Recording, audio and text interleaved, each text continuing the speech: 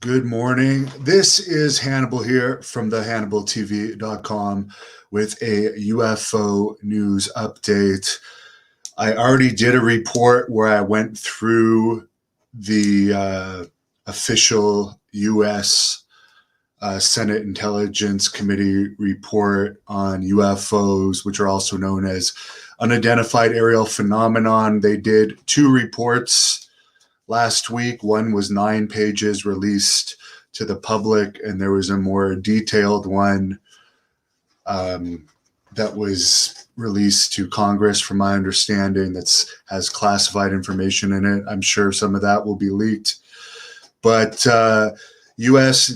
Deputy Secretary of Defense Kathleen H. Hicks,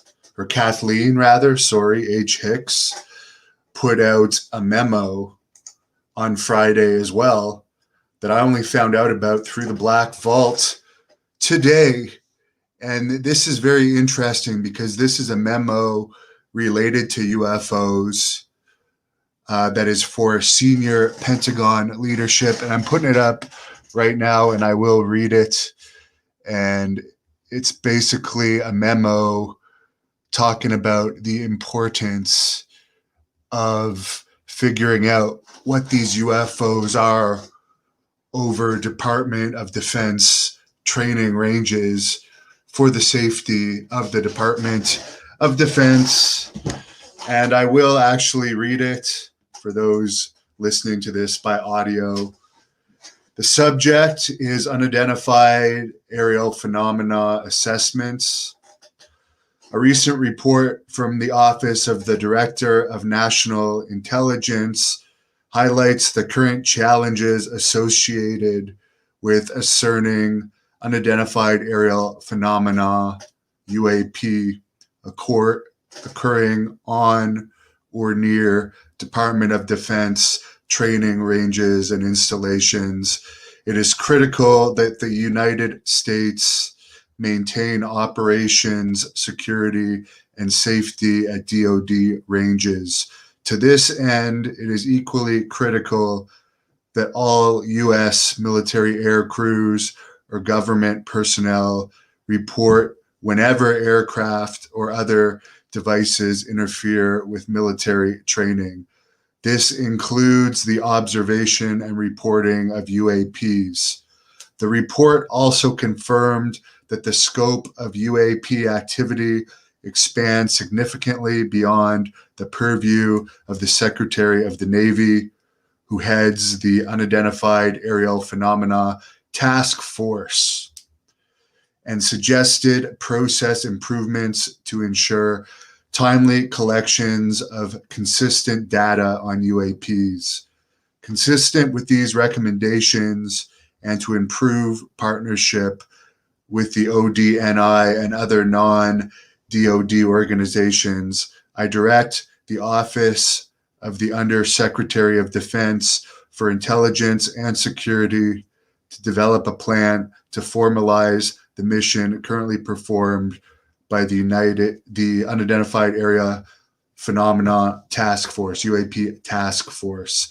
The plan should, 1, establish procedures to synchronize collection, reporting, analysis on the UAP problem set, and to establish recommendations for securing military test and training ranges.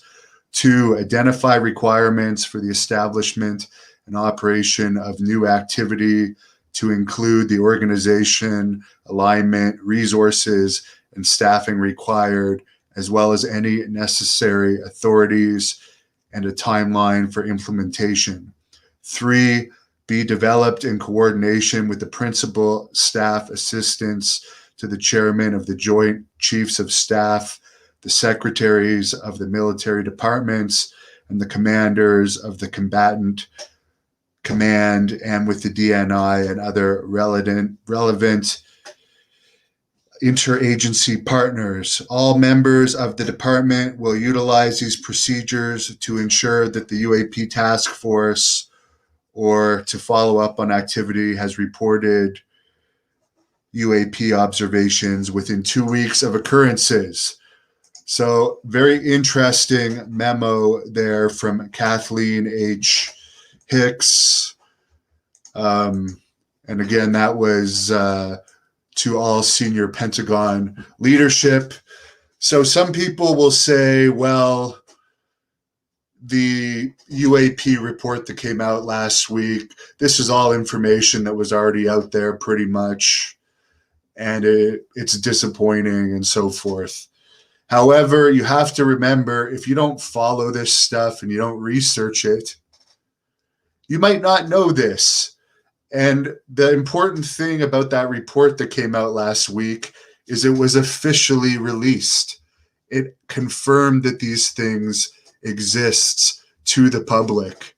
So it's a step in the right direction.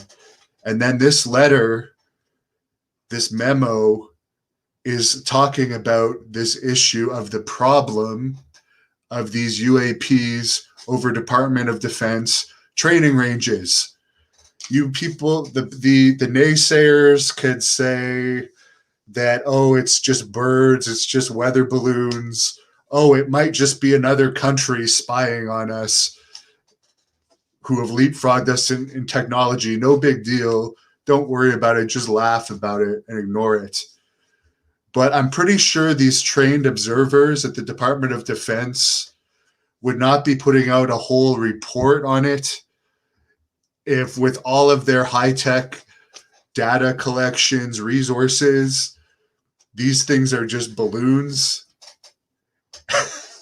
I'm pretty sure these Navy pilots know the difference between balloons and craft that in some cases, and I'd have to read the report, but I believe it was something like 11 cases, there was almost collisions with these Navy pilots and these UAPs. So it's a safety matter.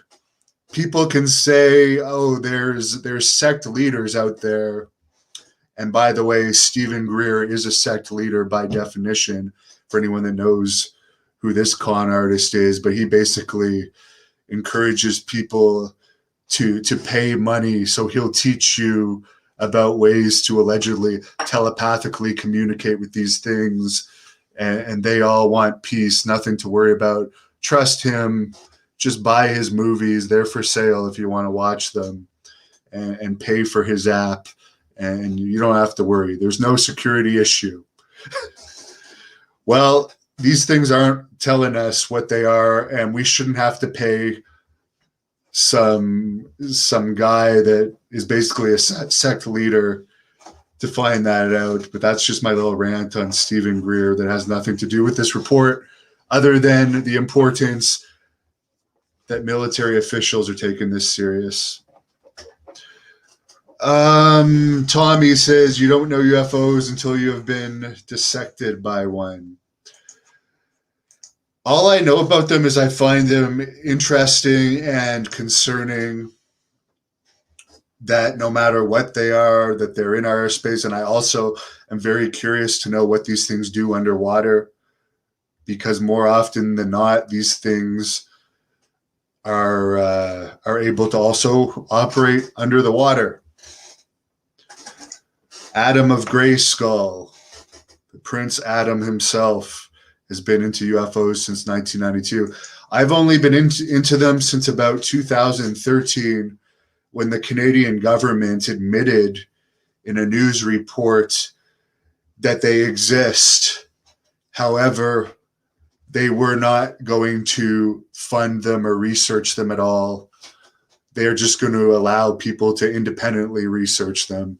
And I actually asked former Minister of Defense for Canada, Paul Hellyer, when I interviewed him about 3 or 4 years later. And this guy was the highest ranking military official, the first one to go on the record that UFOs exist. Of course, now others have, such as Bill Clinton and Barack Obama.